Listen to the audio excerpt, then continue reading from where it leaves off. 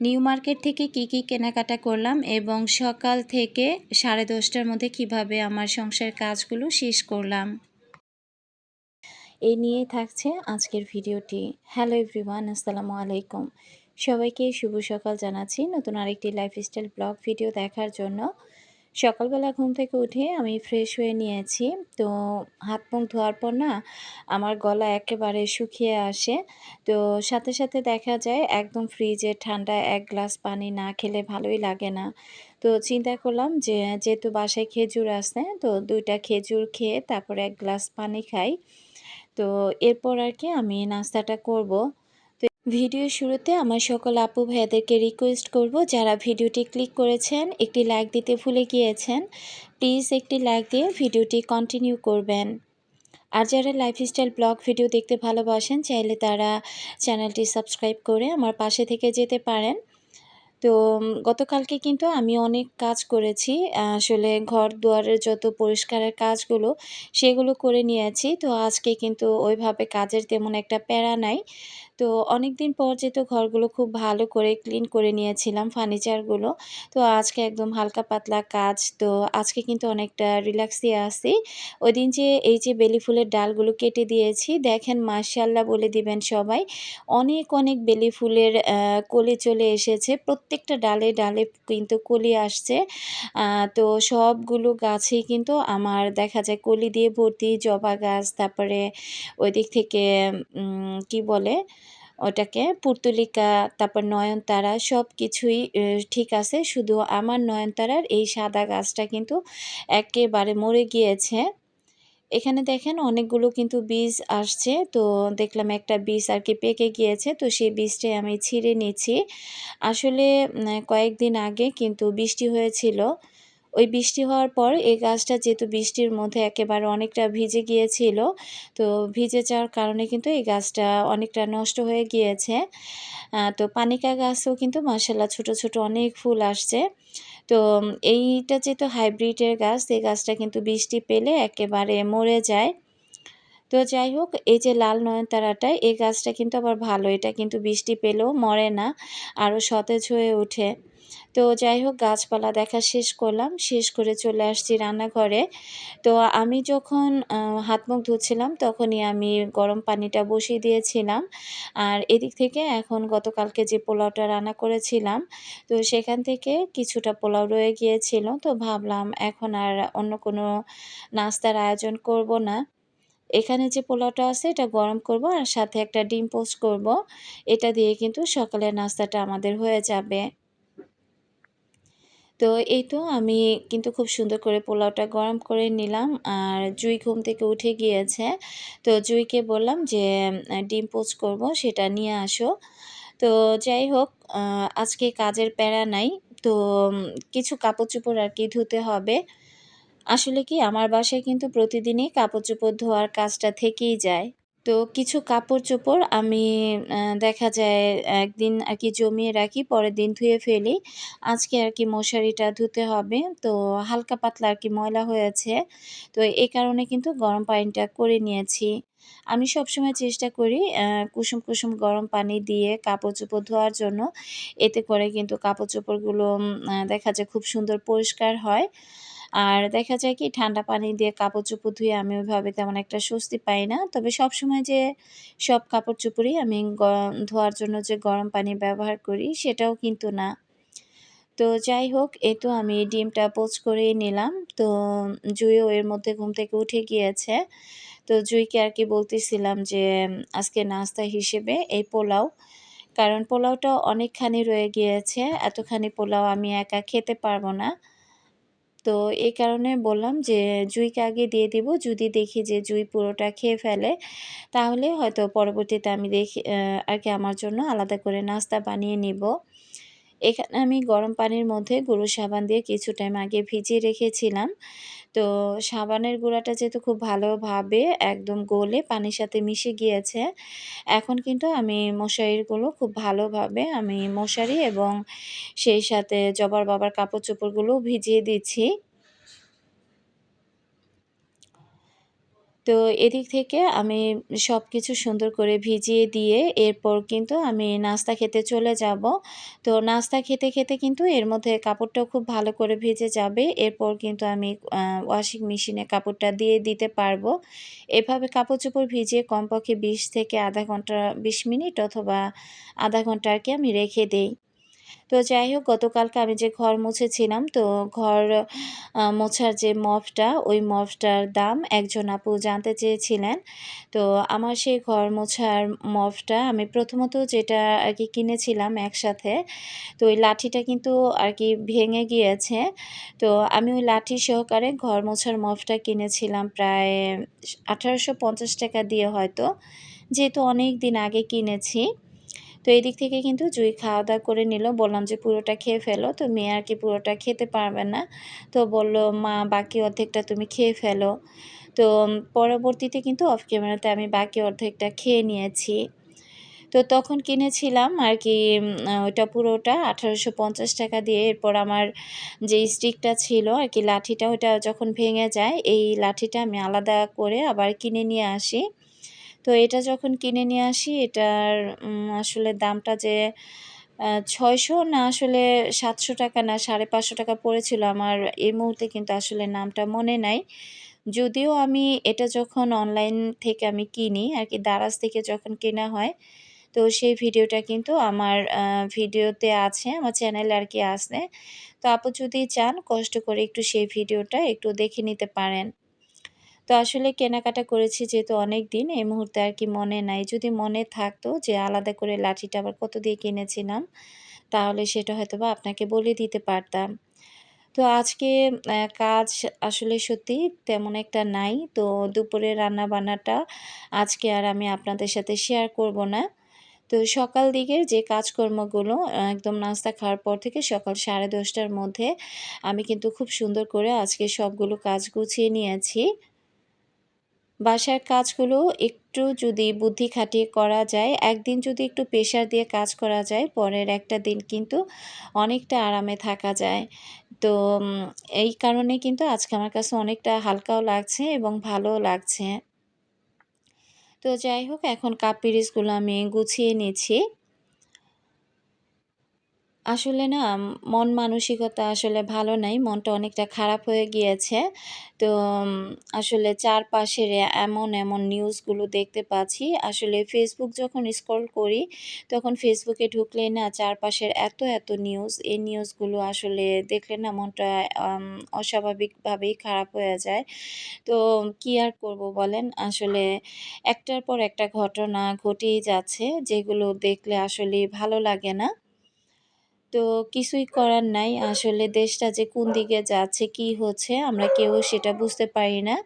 তো ইদানিং কিন্তু Facebook এ দেখতে পাচ্ছি যে হয়তোবা বাচ্চাদের স্কুল বন্ধ হয়ে যাবে। আবার হয়তোবা অনলাইনে ক্লাস শুরু হবে। সেই সাথে মার্কেট, মার্কেট থেকে শুরু করে ব্যাংক, অফিস সবকিছুর নিয়মে কিন্তু অনেকটা চেঞ্জ হয়ে আসতেছে। তো আবার দেখলাম যে শনিবার, আগামীকাল যেহেতু শনিবার, ফেসবুকে একটু আগে দেখতে পেলাম যে শনিবার আরকি অনেক এলাকাতেই স ৭ ঘন্টা আরকি কারেন্ট থাকবে না।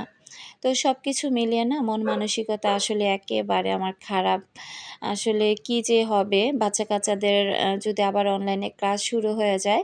তো এমনি তো বাচ্চা-কাচ্চারা মোবাইল ছাড়া কিছু বুঝেই না। যদি আবার অনলাইনে ক্লাস শুরু হয়ে যায়, তাহলে দেখা যাবে বাচ্চা-কাচ্চারা আরও দেখা যায় মোবাইলের প্রতি ওদের নেশাটা বেশি হয়ে যাবে। তো আমার দিক থেকে আমি বলব যে এভাবে যদি মোবাইলে পড়াশোনা করানো হয় তাহলে সে পড়াশোনাটা আসলে ততটা আসলে বাচ্চাদের হয় না।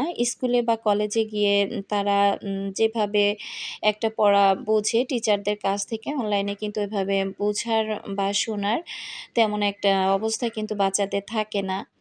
তো যাই হোক আসলে কখন যে কি পরিস্থিতি হয় বলতেই পারছি না। এদিক থেকে এই যে গতকালকে আমি যে চাদরগুলো ধুয়েছিলাম বা কাপড়-চোপড়গুলো ওগুলো বিকেলে এনে রাখার পর আর গুছানো আরকি হয় নাই। তো ভাবলাম যে এখন আরকি গুছিয়ে ফেলি। তো এখন কিন্তু প্রায় সকাল প্রায় ৯টার মতো বাজে। তো আমি কিন্তু খুব ঝটপট করে কাজগুলো করে নিচ্ছি। আজকে কিন্তু অনেকটা রিল্যাক্সের সময় কাটিয়েছি। তো রান্নাবান্নাটা এই কারণে আর শেয়ার করলাম না।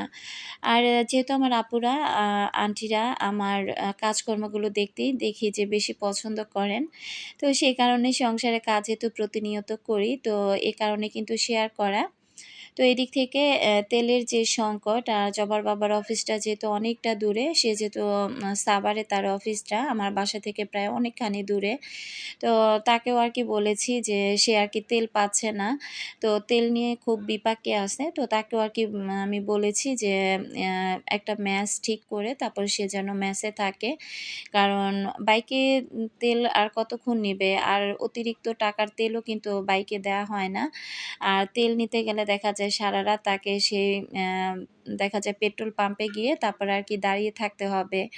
তো তার চাইতে আমি বলেছি যতদিন এই ঝামেলা না মিটে ততদিন সে যেন ওইখানে একটা মেসের ব্যবস্থা করে আরকি ব্যাচেলারে যেন থাকে। তো সে কি করবে আমি জানি না। আমারটা তো আমি বলে দিয়েছি। আর এদিক থেকে দেখেন জুঁই কি করতেছে।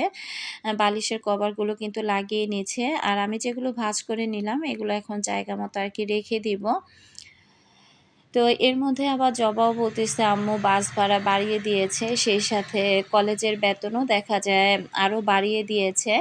তো কলেজের বেতনটা যে বাড়ানো হয়েছে, জবার বাবাকে বলেছি সে আর কি বিশ্বাসই করতেছে না যে কলেজের বেতন বাড়ানো হয়েছে। তো আমি তাকে বললাম যে সময় সুযোগ করে কলেজটা ঘুরে টিচারদের সাথে কথা বলে তারপরে ভালো করে জেনে আসো। আমি জানি যে কলেজ কেন এই পর্যন্ত নার্সারি থেকে এই মেয়ের কলেজ পর্যন্ত সে স্কুল বা কলেজের চেহারাটা পর্যন্ত দেখে নাই। কারণ এগুলোর কোনো দায়িত্ব তার মধ্যে নাই। যা করি সব আমিই করি। তো এই কারণে কিন্তু দেখা যায় ওই বলা পর্যন্তই সার। তো আসলে এই দায়িত্ববোধগুলো কিন্তু একজন বাবার ভিতরে সবচাইতে বেশি থাকা প্রয়োজন। ওই যে একটা কথায় আছে না যে, যেকোনো কাজ অতিরিক্ত আরকি কখনো কাউকে দেখাতে হয় না। যদি যেকোনো কাজ অতিরিক্ত কখনো কাউকে দেখানো হয়, তাহলে সে মনে করে যে ও তো এটা পারেই, আমি আর চাপ নিয়ে লাভ কি? চাপটা ওর উপরেই দিয়ে দেই। সেম আমার অবস্থাটাও তেমন হয়েছে। সবকিছুর চাপ, সংসারের সবকিছুর চাপ আমার উপরে নিয়ে এখন দেখা যায় মেয়েদের বিশেষ করে স্কুল, কলেজ, সংসারের অনেক কিছুর দায়িত্বই কিন্তু এখন আমাকে পালন করতে হচ্ছে, যেটা কিনা প্রতিনিয়ত আপনারা আমার ভিডিওতে দেখেই যাচ্ছেন। ঘরও সামলাতে হচ্ছে, ওইদিক থেকে বাচ্চা-কাচ্চার স্কুল, কলেজ, সেদিক থেকে হাট, বাজার। তো সবকিছুই কিন্তু আমাকে করতে হচ্ছে তার একমাত্র চাকরির দোহাই দিয়ে। তো যাই হোক আসলে কবে যে কি হবে জানি না। তো আমি তাকে বললাম যে, "এত প্যারা নেওয়ার দরকার নাই। তুমি একটা ব্যাচেলারে থাকার ব্যবস্থা করো এবং সেখানেই থাকো।" কারণ যখন তেল থাকবে না তখন বাসে করে অফিসে যেতে তার দেখা যাবে সকাল ৯টা ৯:৩০ বেজে যাবে। অফিস তো শুরু হয় ৭:৩০ থেকে। তো তখন দেখা যায় আবার চাকরি নিয়ে তার টানাটানি শুরু হয়ে যাবে। তো এই কারণেই কিন্তু তাকে ব্যাচেলারে আমি যেতে বলেছি। যাই হোক, আমি যে কেনাকাটা করেছিলাম সেখানে আমার কিছু ভালোবাসার আপুরা আমাকে কমেন্ট করেছিল যে আমি যেন সেই কেনাকাটাগুলো শেয়ার করি। তো আজকের ভিডিওতে আমি সেই কেনাকাটাগুলো শেয়ার করব। তবে আমার ছোট বোনের জন্য যা কেনাকাটা করেছি সেগুলো আজকের ভিডিওতে শেয়ার করতে পারব না। কারণ ইতিমধ্যে কিন্তু মা চলে গিয়েছে। আমি ওগুলো আর ভিডিও করার সময় পাই নাই। তো কয়েকদিনের মধ্যে আমি মায়ের বাসায় যাব। যখন যাব তো তখন আরকি সেই কেনাকাটাগুলো আপনাদের সাথে শেয়ার করব। এখানে আমি একটা আমার কিচেনের জন্য আরকি কিচেন ক্যাবিনেটের জন্য এই রানারটা নিয়ে আসছি। তো এটা এখন আর বিছাবো না, পরে বিছিয়ে নিব। তো আমি না টেবিল ম্যাটও একটা নিয়ে আসছি আমার টি টেবিলে বিছানোর জন্য। ওইটা শেয়ার করতে মন নাই। মাজনি নিয়ে আসছি ২ টা, তারপরে ওগুলো শেয়ার করতে মন নাই। তো এদিক থেকে মেয়েদের জন্য ৩ টা ট্রাউজার নিয়ে আসছি। তো এটা জবার জন্য নিয়ে আসছি। আর এগুলো না ভালোই আরকি, কি কাপড়টা এত সফট আরকি, পরে এই গরমের মধ্যে মেয়ে কিন্তু অনেক শান্তি পাবে। আর এখানে এই যে ২ টা নিয়ে আসছি প্যান্ট। তো এই প্যান্টগুলো না একটু একটু মোটা কাপড় আর কি। তবে জুঁই যেহেতু আমার চেয়েও লম্বা, তো জুঁইয়ের এই কারণে কিন্তু একটু লম্বা চওড়া জিনিসই বেশি লাগে। আর এগুলো কিন্তু জুঁইয়ের একদম পারফেক্ট হবে। তো যাই হোক, এখন তো কাপড়-চোপড় দেখা যায় ৩ মা মেয়ে উল্টিয়ে পাল্টিয়ে পরি। আসলে কখন যে মেয়ে আমারটা পরে, আমি তো মেয়েদেরটা পরতে পারি না। তবে ২ বোনই কিন্তু আমার কাপড়-চোপড়গুলো পরে। বিশেষ করে যেগুলো আর কি রেডিমেড কিনা, বানানোগুলো দেখা যায় ওরা ওইভাবে পরে না।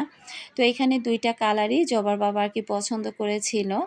তো ও আর কি মার্কেটে গিয়ে বাচ্চা-কাচ্চার কোন সাইজের জামাকাপড় লাগবে সেটা আর কি বোঝে না। আমি তো জানি যে আমার মেয়েদের সাইজ কোন সাইজের জামাকাপড়গুলো লাগবে। তো দেখলাম পিছনে প্যান্ট সিস্টেম আছে। পরবর্তীতে দেখলাম যে না, ওটার মধ্যে আর কি পকেট সিস্টেম আছে। দেখলাম যে না, ওটা পকেট না, এমনিতেই ডিজাইন করা। আর এই বোরখাটা জবার আব্বু আমাকে আর কি পছন্দ করে কিনে দিয়েছে। তো যদিও আমার কাছে টাকা ছিল, আমি বলছি আমার কাছে টাকা নাই, আমি বোরখা কিনবো না। তো পরবর্তীতে সে জোর করে বলল যে, "আমি তোমাকে টাকা দিচ্ছি, তুমি বোরখাটা কিনো।" তো এরপরে কিন্তু সে একদম জোর করেই আরকি টাকা দিয়ে আমাকে এই বোরখাটা কিনে দিল। ৩ টা বোরখাই আমাদের মা মেয়েদের কিন্তু প্রায় ২ ইঞ্চি করে শর্ট পড়েছে। কারণ আমরা ৩ মা মেয়ে একই সমান। যদিও জুঁই হয়তোবা আমার থেকে হয়তোবা লম্বা একটু বেশি আছে। তো যাই হোক, আসলে ৩ মা মেয়ের হয়ে যাবে। আর চাইলে আমরা উল্টিয়ে পাল্টিয়ে পড়তে পারবো। এই বোরখাটাও আমি পছন্দ করেছিলাম। আসলে ওইখানে যাওয়ার পর জবার বাবা দেখা যায় কালোর মধ্যে একদম বয়স্ক মানুষের মতো বোরখা পছন্দ করেছিল। যেহেতু ইয়ং বয়সের মেয়েরা, ওদের কিন্তু ওই বোরখাগুলো ভালো লাগবে না। তবে জবার কিন্তু এই কালারের বোরখাটা একেবারেই পছন্দ হয় নাই। জবা বারবার বলতেছিল যে, এই বোরখাটা পরে এর মধ্যে জবা কিন্তু প্রাইভেট পড়তে গিয়েছে। এসেই বলতেছে এই বোরখা আর পরবে না। এটা নাকি গার্মেন্টসের মেয়েরা এভেইলেবল পরে। ও কাকে যেন পড়তে দেখেছে। এখন বলতেছে, "আমি এই বোরখা আমি পরব না। এটা ফেলে দাও।" তো মেয়েকে বললাম, "আচ্ছা কিছুদিন পরও তোমাকে আবার আমি বোরখা কিনে দিব।" তো যেই কথা সেই কাজ। তবে এই বোরখাটা কিন্তু আমার অনেক পছন্দ হয়েছে। তো কালারটাও বেশ সুন্দর ছিল, কলিজা কালার। তো এই তো ছিল কেনাকাটা। বোনের জন্য কি কেনাকাটা করেছি সেটা বোনের বাসায় গিয়ে শেয়ার করব। আজকে বিদায় নিলাম। আল্লাহ হাফেজ।